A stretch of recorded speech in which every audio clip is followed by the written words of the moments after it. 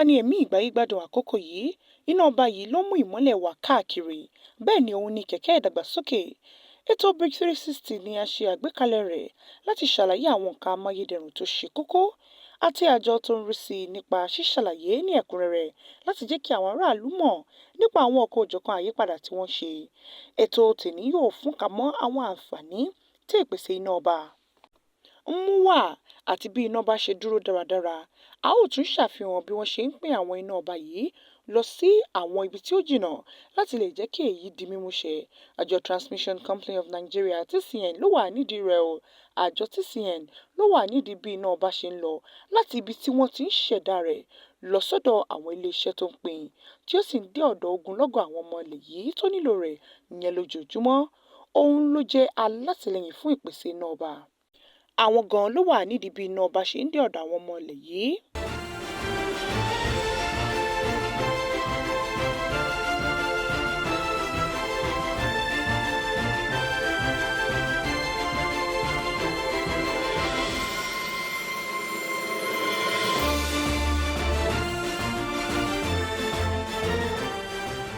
Wọ́n ṣe ìdásílẹ̀ àjọ TCN pẹ̀lú èròǹgbà láti rí wípé wọ́n pèsè ìmójútó ìmúgbòòrò àti gbogbo àwọn irinṣẹ́ tí wọ́n fi ń pèsè iná ọba.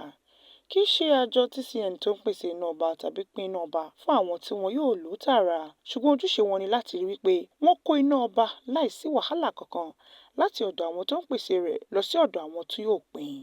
Ojúṣe jẹ́ ọ̀kan pàtàkì nípa ìmúdúró ṣinṣin ẹ̀ka ìpèsè iná ọba láti rí wípé gbogbo iná ọba tí wọ́n ń pèsè ló dé ọ̀dọ̀ ilégbèé, àwọn ọ́fíìsì àti ilé-iṣẹ́ gbogbo yíká orílẹ̀-èdè yìí.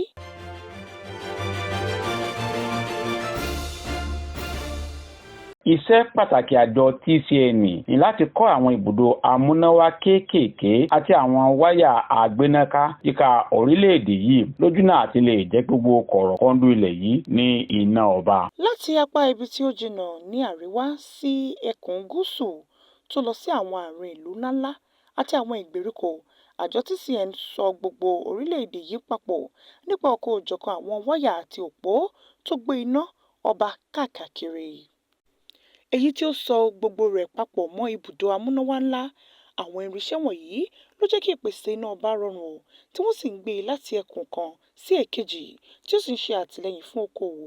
Láti ipasẹ̀ ìpèsè iná ọba yìí, àwọn wáyà àgbénáká, àwọn ibùdó amúnáwá kéékèèké àti àwọn tó kù ń ṣiṣẹ́ papọ̀ láti jẹ́ kí iná ọba wà ní orílẹ̀-èdè yìí.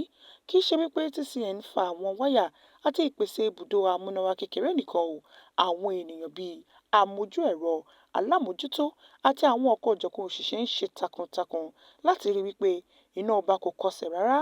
Wọ́n á gun òpó wáyà lọ láti ṣe àtúnṣe àwọn wáyà àti irinṣẹ́ tó bá bàjẹ́, ṣíṣe àmójútó àwọn irinṣẹ́ tí wọ́n fi ṣe ìgbéléwọ̀n.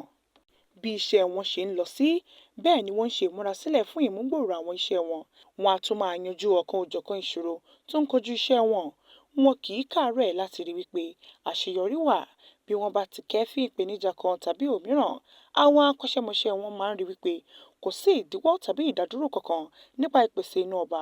Wọ́n á tún máa ṣe ìdánilẹ́kọ̀ọ́ ní òrèkóòrè. Ìṣiṣẹ́ papọ̀ wọn máa ń wáyé láti lè jẹ́ kí àṣeyọrí ó wà.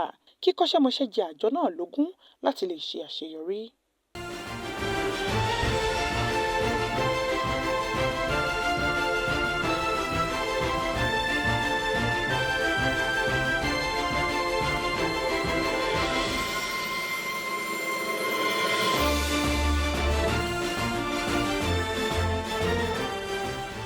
Ojúṣe iṣẹ́ àjọ TCN ni láti kọ́ àwọn ibùdó amúnáwá. Nǹkan tí èyí túmọ̀ sí ni wípé a gbọ́dọ̀ fa àwọn wáyà káàkiri orílẹ̀-èdè àti kíkọ́ àwọn ibùdó amúnáwá kéékèèké láti lè rí pé à ń kó iná ọba kúrò láti ọ̀dọ̀ àwọn tó ń pèsè rẹ̀ dé ọ̀dọ̀ àwọn tí ó ń pín. Iṣẹ́ kan pàtàkì tí àjọ wa ń ṣe ni èyí. Láti lè jẹ́ kí iṣẹ́ wa di mímúṣẹ, a gbọ́dọ̀ rí wípé a fa wáyà káàkiri ilẹ̀ yìí láti lè rí pé a kó wo iná ọba tí wọ́n ń pèsè lójúnà àti lè jẹ́ kí èyí di múṣẹ. A kó àwọn ibùdó amúnáwá káàkiri ilẹ̀ yìí. A tún fa àwọn wáyà káàkiri bákan náà. A tún fọwọ́ sí ìwé àdéhùn alájọṣepọ̀ pẹ̀lú àwọn alátìlẹyìn wa bíi ilé ìfowópamọ́ ìdàgbàsókè ilẹ̀ Áfíríkà, báńkì àgbáyé, JICA. A rí ọ̀pọ̀lọpọ̀ àtìlẹ́yìn gbà láti ọ̀dọ̀ wọn láti lè kọ́ àwọn ibùdó amúnáwá kéékèèké káàkiri orílẹ̀-èdè yìí. Bákan náà, à ń rí wípé kò sí ìṣòro kankan nípa kíkó iná láti ibi tí wọ́n ti pèsè rẹ̀. A ní àdéhùn pẹ̀lú àwọn ilé-iṣẹ́ apínnáká. Ìyẹn àdéhùn kì í ṣe rọrùn. Ní gbogbo àwọn ilé-iṣẹ́ apínnáká, wọ́n gbọ́dọ̀ ṣàlàyé fún àjọ TCN iṣẹ́ tí wọ́n fẹ́ kí a bá wọn ṣe. Mo fẹ́ kí ẹ mọ̀ wípé àwọn àkànṣe iṣẹ́ bíi 45 ni à ń ṣe káàkiri orílẹ̀-èdè yìí. Gbogbo àwọn nǹkan tí à ń ṣe èyí ni láti jẹ́ kí iná ọba dúró dáadáa. A tún dáwọ́lé àwọn àkànṣe fífa wáyà. Yẹn ni wípé bí wáyà agbénáká kan bá bàjẹ́, a ó lè máa lo wáyà mìíràn láti lè máa jẹ́ kí àwọn agbègbè mìíràn rí iná lò dáradára. Nǹkan tí a fẹ́ ṣe ni pé kò ní sí wàhálà kankan nípa ìpèsè iná ọba rárá. A fẹ́ kí àwọn oníbàárà wa mọ̀ wípé wọn kò ní ìṣòro kankan bí wàhálà bá tilẹ̀ wà ní orí àwọn wáyà kan. Èyí ni TCN ń ṣe báyìí.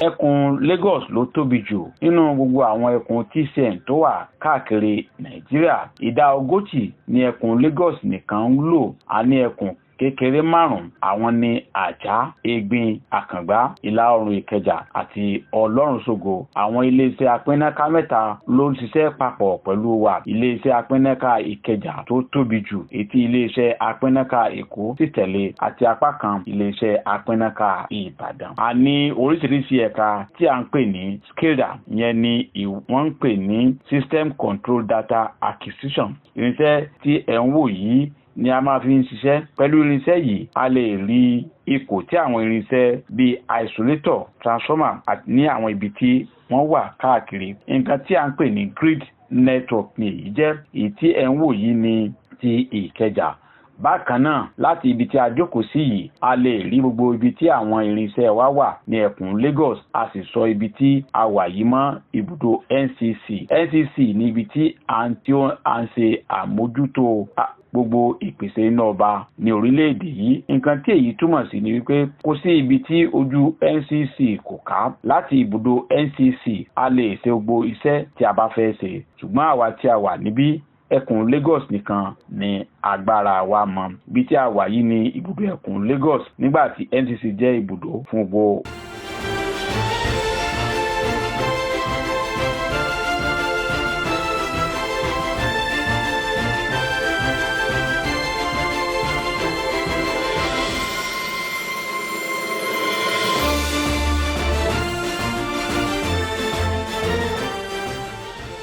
Bí bíbẹ̀rẹ̀ fún ìpèsè iná ọba láti ọwọ́ àwọn ọmọ Nàìjíríà ti ń gbòòrò sí i, àjọ TCN náà ń ṣe àmúgbòòrò àti ìgbàlódé àwọn irinṣẹ́ wọn. Láti ara ìmúgbòòrò àwọn irinṣẹ́ wọn àti ṣíṣe àtúnṣe ètò, kíkọ́ àwọn ibùdó amúnáwá kéékèèké ti bẹ̀rẹ̀. Bẹ́ẹ̀ ni wọ́n ń ṣe àfikún agbára àwọn wáyà tó wà nílẹ̀ tẹ́lẹ̀. Àwọn transformer tuntun ni wọ́n ń ṣe àgbékalẹ̀ rẹ̀ láti ara ìgbésẹ̀ ìmọ̀ ẹ̀rọ ìgbàlódé. Èyí kò yọ ìmójútó ọ̀nà tuntun sílẹ̀. Rírà àwọn irinṣẹ́, ìmójútó àti ìkójọpọ̀ àkọsílẹ̀ kò sì dáwọ́ dúró rárá, tí wọ́n sì ń pín káàkiri àwọn ibùdó ìpèsè iná ọba. Pẹ̀lú nínáwọ́ sí àwọn irinṣẹ́ ìgbàlódé wọ̀nyí, ó jẹ́ kí àjọ TCN lè gbé iná púpọ̀ dé ọ̀dọ̀ àwọn aráàlú ní èyí tí ó fọkànbalẹ̀, tí wọn yóò sì máa rí iná ọba lò láìsí wàhálà kankan. Èyí jẹ́ kí àtìlẹ́yìn tó péye wà fún àwọn ilé-iṣẹ́ tó ń lo iná ọba fún iṣẹ́ wọn.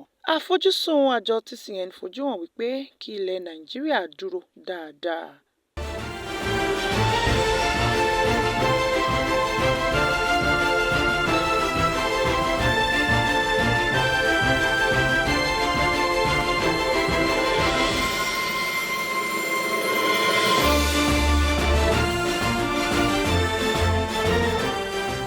À ń rí iná ọba gbà láti ibi tí wọ́n ti ń pèsè rẹ̀, kì í ṣe wípé láti ibi kan pàtó, nítorí láti orí àwọn wáyà tí TCN ní èyí tí ó ń wáyé. A rí iná ọba gbà láti ara àwọn ibùdó kéékèèké amúnáwá wa, láti orí wáyà 33 kVA. Láti ara iná tí a gbà yìí ni a sọ̀ kalẹ̀ sí orí 132 kV a sì kó sí ibì kan tí à ń pè ní ibùdó kéré tí à ń pè ní 132 kV/33 kVA. Ní ti 33 kV ni a ti ní àjọṣepọ̀ pẹ̀lú àwọn iléeṣẹ́ apínnáká. Ibí yìí ni a ti ń kó iná ọba fún àwọn iléeṣẹ́ apínnáká. Bí àwọn iléeṣẹ́ apínnáká wọ̀nyí bá ti gba iná láti ara 33 kV, wọ́n tún lè sọ ọ́ kalẹ̀ sí 11 kV kí wọ́n sì pín fún àwọn oníbàárà wọn. A ní àwọn ètò kan tó ń lọ lọ́wọ́ àwọn ibùdó amúnáwá kéékèèké. A kò ní pẹ́ gba ilẹ̀ tí à ń fẹ́ kọ́ ibùdó yìí sí ní agbègbè Ẹ̀pẹ́. Ara ìmúgbòòrò iṣẹ́ wa náà ni èyí jẹ́. Àwọn wáyà tí à ń fà wọ̀nyí yóò wá láti Ọmọ́tọ̀sọ́ sí Ẹ̀pẹ́. A tún ní ibùdó amúnáwá kan tí yóò jẹ́ 2x33 MVA ní agbègbè Lẹ́kọ́sì tí àwọn wáyà kan yóò sì jáde láti ibí yìí náà. A tún ní lọ́kàn fún àfikún ní agbègbè MFM tí wọn yóò jẹ́ 330 kV ibùdó amúnáwá kékeré. Bí mo ṣe ń bá yín sọ̀rọ̀ yìí, a tún ní àwọn ìmúgbòòrò lọ́kàn. Bẹ́ẹ̀ ni àwọn kan ti dé ìpele kí a kó transformer lọ sí ibẹ̀. A ní lọ́kàn láti ṣe ìmúgbòòrò fún ibùdó amúnáwá wa tó wà ní Òkè Àró sí 2x. Láìpẹ́ yìí ni a parí ibùdó amúnáwá tó wà ní Ìlásẹ̀. A ti ṣe ìmúgbòòrò bá Egbin. Ní tẹ́lẹ̀ Egbin wà ní 332 ṣùgbọ́n a ti ṣe àfikún 33 sí ibẹ̀ kí àwọn agbègbè náà lè gbádùn iná ọba. A ti gbé 30 MVA síbẹ̀ báyìí. Bákan náà a tún ní lọ́kàn láti jẹ́ kí ìlọsíwájú bá Egbin pẹ̀lú 100 MVA tàbí 60 MVA transformer. Ẹ̀rọ amúnáwá wa yìí yóò wúlò fún àwọn tó wà ní agbègbè yìí. Gbogbo àwọn nǹkan tí à ń gbà lérò ní láti ṣe ní ìwọ̀nyí. Gbogbo àwọn tí mo mẹ́nubà yìí a ti bẹ̀rẹ̀ sí ní ṣe àwọn nǹkan. A máa tún ibùdó amúnáwá tó wà ní Maryland ṣe. A ó pààrọ̀ gbogbo transformer tó wà níbẹ̀ pẹ̀lú 100 MVA gẹ́gẹ́ bí mo ṣe sọ fún yín, àti ní àwọn transformer tuntun ní Egbin. Bẹ́ẹ̀ ni ìgbésẹ̀ sì ń lọ lọ́wọ́ láti kó àwọn mìíràn lọ sí ibẹ̀. Ìyẹn 300 MVA Òkè Àró náà wà níbẹ̀. A ti ń ṣe ètò rẹ̀ lọ́wọ́.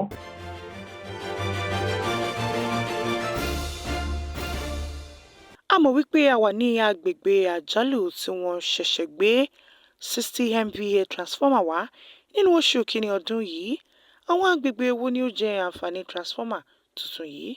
Transformer tuntun 233 kV 60 MVA tó wà ní Àjà, ìyẹn TR1, yóò máa ṣiṣẹ́ fún VGC Ìkàtẹ́ àti agbègbè ní apá abìkan ní kọ́ńplẹ́ẹ̀sì Ìlọ́ta ní Lẹ́kí. Níbí yìí, eléyìí tí ẹ̀ ń wò yìí ni 1x60 MVA transformer. Láìpẹ́ yìí ni wọ́n ṣe àgbékalẹ̀ rẹ̀ ní January ọdún yìí. Transformer yìí jẹ́ 1x60 MVA 132 kV. Bẹ́ẹ̀ ni ó ń ṣiṣẹ́ fún Ìkọ̀tà, VGC àti agbègbè Ìkàtẹ́. Àrà ọ̀tọ̀ ni irú ibùdó yìí nítorí ó jẹ́ GIA. Ilé tí ẹ̀ ń wò yìí ni gbogbo àwọn GIA wà nínú rẹ̀. Gáàsì ni wọ́n fi ń lò ó.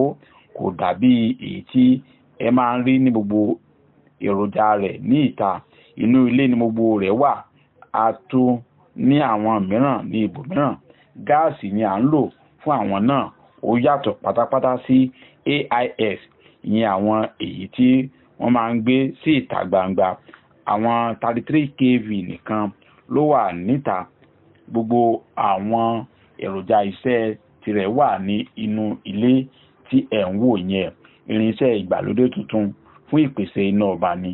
Àǹfààní irinṣẹ́ yìí ni wípé kò gba ààyè púpọ̀ bí àwọn tó kù, nítorí ìṣòro ńlá ni láti rí ilẹ̀ tó pọ̀ fún kíkọ́ ibùdó amúnáwá ní ìlú Èkó. Látàrí ilẹ̀ tí kò sí ní púpọ̀ ni a fi gbé GIS yìí kalẹ̀ síbí. Pẹ̀lú kíkéré tí irinṣẹ́ amúnáwá náà kéré, yóò rọrùn láti gbé kalẹ̀ síbi tí ilẹ̀ kò ti pọ̀ rárá.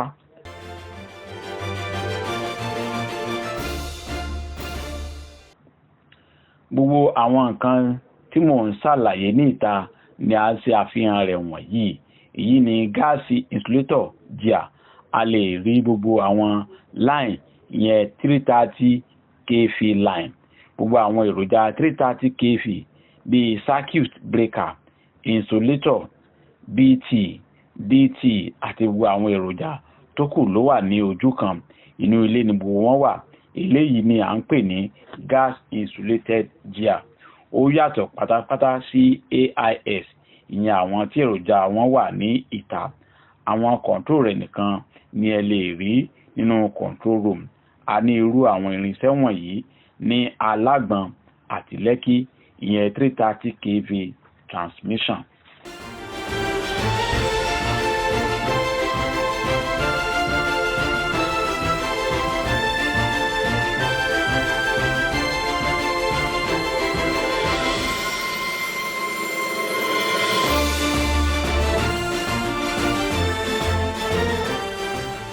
Iṣẹ́ àjọ Transmission Company of Nigeria kọjá ìpèsè iná ọba nìkan o. Ó kan gbogbo ibikíbi tí ó sì mú ìlọsíwájú bá gbogbo nǹkan. Ó jẹ́ kí ẹ̀kọ́ kíkọ́ rọrùn, iná ọba tó dúró dáadáa ní ilé ìwòsàn, dídáàbòbò ẹ̀mí, iná ọba tó ń lọ déédéé, mú ìrọ̀rùn bá àwọn ilé-iṣẹ́ gbogbo, yóò sì jẹ́ kí iṣẹ́ wọn rọrùn. Ó ń pèsè iṣẹ́ ṣíṣe, bẹ́ẹ̀ ni ó ń fi ẹsẹ̀ ètò ọrọ̀ ajé rinlẹ̀. Bákan náà ni TCN ní ipa lórí ètò ọ̀gbìn, káràkátà, ètò ẹ̀kọ́, ìlera àti lórí gbogbo nǹkan tó ń bẹ lórí ilẹ̀ ayé. Láti ara ìṣọwọ́ ṣiṣẹ́ wọn, àjọ náà ṣe pàtàkì sí ìdàgbàsókè ilẹ̀ Nàìjíríà, bẹ́ẹ̀ ni ó ní ipa pàtàkì lórí gbogbo nǹkan tí à ń ṣe lójoojúmọ́.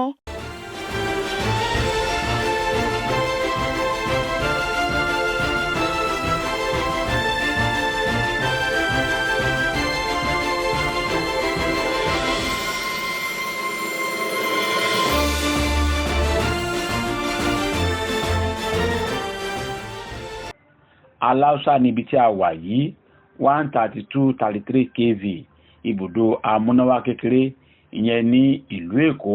Ó jẹ́ ọ̀kan lára àwọn ibùdó amúnáwá tí à ń ṣe àfikún agbára rẹ̀ lójúnà àti ṣe ìmúgbòòrò bá iṣẹ́ wa. A fẹ́ kí ó dúró dáadáa, kí ó ṣe é gbọ́kànlé.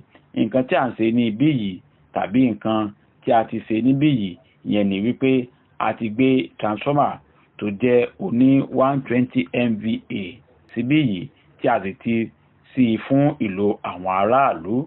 Transformer yìí ló ń ṣiṣẹ́ fún iléeṣẹ́ apínnáká Ìkẹjà. Bí a ń sọ̀rọ̀ ìpèsè iná ọba tó pọ̀, a nílò owó tó pọ̀. Ìpèsè iná ọba kì í ṣe owó kékeré. A lè pèsè rẹ̀, a sì tún lè ṣe kọjá ju bí ó ṣe yẹ lọ pàápàá, ṣùgbọ́n a nílò okòwò. Àwọn ènìyàn yóò máa fi ilẹ̀ Nàìjíríà wé àwọn orílẹ̀-èdè mìíràn. Bí àpẹẹrẹ, nǹkan bí $500 mílíọ̀nù owó dọ́là ni wọ́n yà sọ́tọ̀ fún ìpèsè iná ọba ní India ní ọdọọdún. A mọ̀ wípé ìjọba ní ọ̀pọ̀lọpọ̀ nǹkan láti ṣe, ṣùgbọ́n iná ọba jẹ́ ọ̀kan pàtàkì nínú èyí, nítorí yóò ṣe ìrànlọ́wọ́ lọ́pọ̀lọpọ̀ fún ìlọsíwájú láti lè dé èbúté ògo. A nílò okòwò ní ẹ̀ka yìí. A ní transformer káàkiri ní apá àríwá, a ní ní Kano, a ní ní Maiduguri, ó wà ní Yola àti àwọn ọ̀pọ̀lọpọ̀ agbègbè. Gẹ́gẹ́ bí mo ṣe sọ fún yín, káàkiri orílẹ̀ yìí ni ètò náà wà. Gbogbo ẹkùn yíká orílẹ̀-èdè yìí ni ọwọ́jà wá dé. Ní ẹyọ kọ̀ọ̀kan, a ó máa ṣàfihàn gbogbo nǹkan tí à ń ṣe fún yín.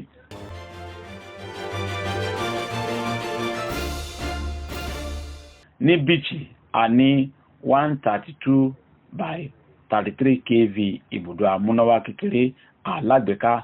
Àjọ Transmission Company of Nigeria dágbálé iṣẹ́ yìí láti mú àdínkù bá ìṣòro iná ọba ní Bichi.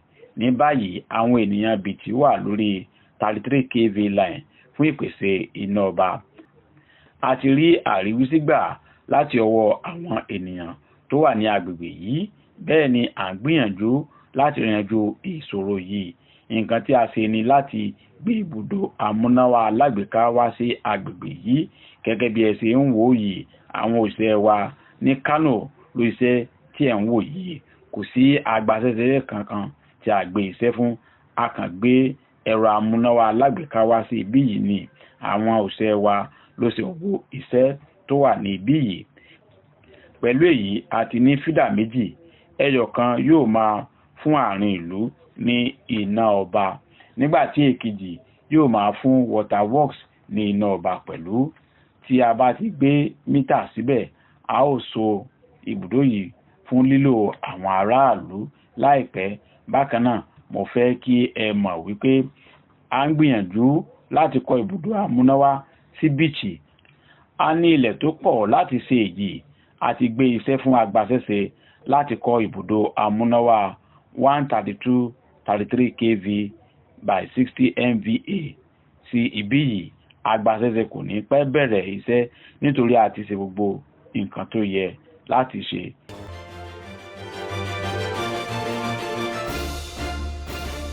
Ọwọ́jà àkànṣe iṣẹ́ yìí yóò dé àwọn ìjọba ìbílẹ̀ 5 sí 7. Àwọn ènìyàn Bichi, Ganyawa, Gonchi, Pagoyi àti Gwaso ni yóò jẹ àǹfààní àkànṣe ibùdó amúnáwá náà. Tofa pàápàá náà yóò jẹ àǹfààní ìpèsè iná ọba yìí kí àwọn aráàlú fi ọkàn balẹ̀ wípé iṣẹ́ kò ní dúró.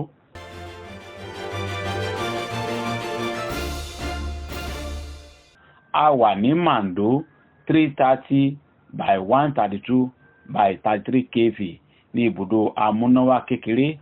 Wáyà tó ń bọ̀ láti Kudandani yóò parí sí ibí yìí. Ẹ lè rí ní ẹ̀yìn mi, eléyìí sì ni switch yard, yóò sì parí sí ibí yìí bákan náà. Èyí yóò jẹ́ kí a lè pín iná ọba fún àwọn ènìyàn Kaduna àti agbègbè rẹ̀. Bákan náà, wáyà kan yóò gbéra láti ibí yìí yóò sì lọ sí Kano, ìyẹn 330. À ń pè ní New Kaduna Kano line.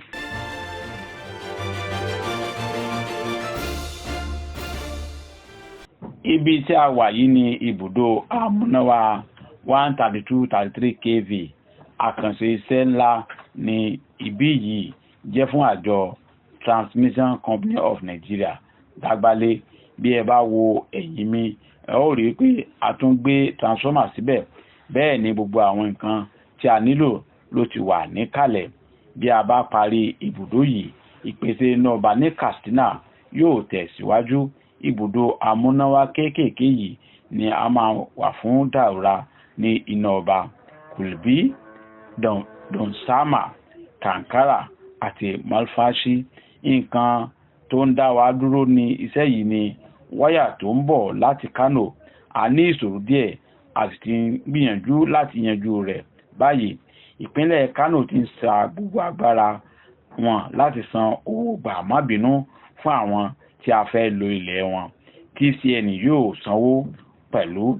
Bẹ́ẹ̀ ni ìpínlẹ̀ Kano náà sì rẹ́dì láti sanwó fún wọn.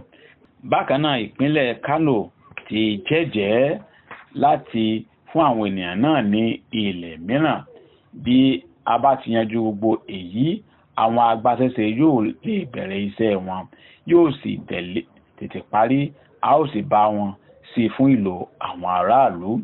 Nípa àwọn transformer, a ní 2x150 MVA àti 2x60 MVA fún ìlò àwọn aráàlú.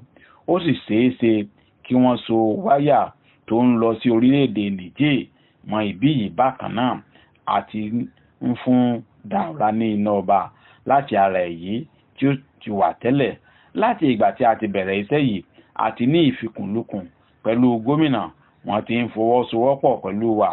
Bẹ́ẹ̀ ni à ń bá wọn yanjú ìṣòro ọlọ́kan-ò-jọ̀kan tí a ní pẹ̀lú àwọn ènìyàn agbègbè. À ń bá wọn sọ̀rọ̀. Bẹ́ẹ̀ ni ìpínlẹ̀ Katsina ń ràn wá lọ́wọ́ láti bá àwọn ènìyàn náà sọ̀rọ̀ pẹ̀lú láti lè yanjú ọ̀rọ̀ náà ní ìtùnbínùbí.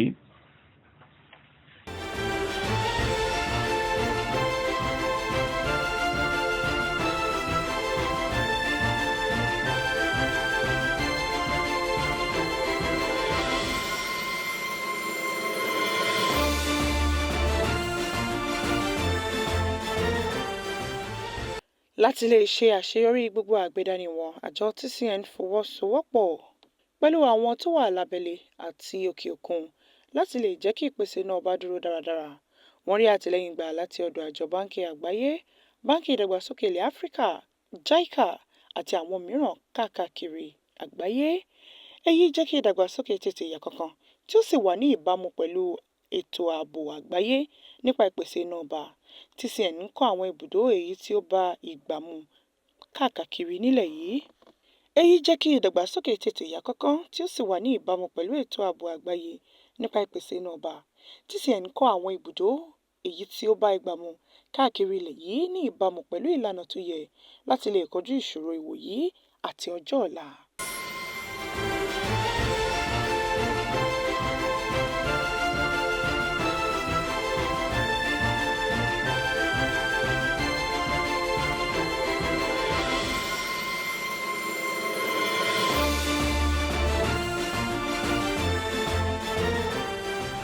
À ń ṣiṣẹ́ takuntakun láti rí i pé iná ọba dúró dáadáa, bẹ́ẹ̀ ni a kì í pa iná bí a bá ń ṣiṣẹ́ wa lọ́wọ́. À ń ṣiṣẹ́ nígbà tí iná bá wà ní títàn sílẹ̀.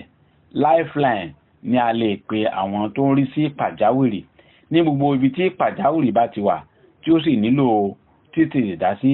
Ẹ̀ka Lifeline yóò tètè dé ibẹ̀ láti lè yanjú rẹ̀ ní kíákíá.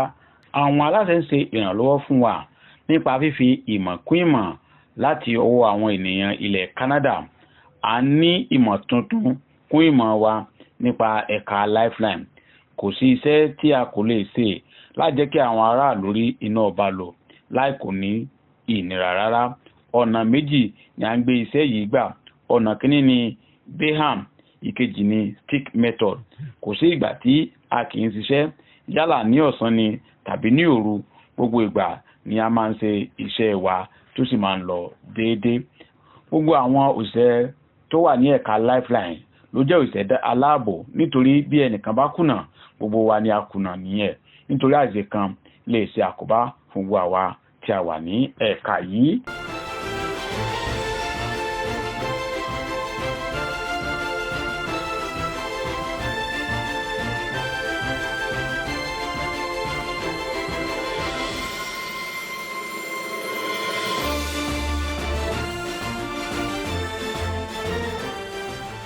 Àjọ Transmission Company of Nigeria jẹ́ igi lẹ́yìn ọgbà fún ẹ̀ka ìpèsè iná ọba, ìsopọ̀, pínpín títí tí ó fi dé orí àwọn irinṣẹ́, nǹkan tuntun. Àwọn akọ́ṣẹ́mọṣẹ́ yóò máa mú ìpèsè iná ọba rọrùn fún àwọn aráàlú. Èyí ni ìtàn àjọ TCN ìdúróṣinṣin ìfarajìn fún ìmúrasílẹ̀ ọjọ́ iwájú. Ètò Beach 360 ló ti wá sí ojú móhùnmáwòrán yín. Ẹ ṣeun tí ẹ darapọ̀ mọ́ wa. Èso yìí jẹ́ kí gbogbo nǹkan tí àjọ TCN ń ṣe súnmọ́ yín dáradára nípa ìpèsè iná ọba ní Nàìjíríà. Orúkọ mi kò yí padà, Stephanie Odeani. Ó dìgbà kan náà.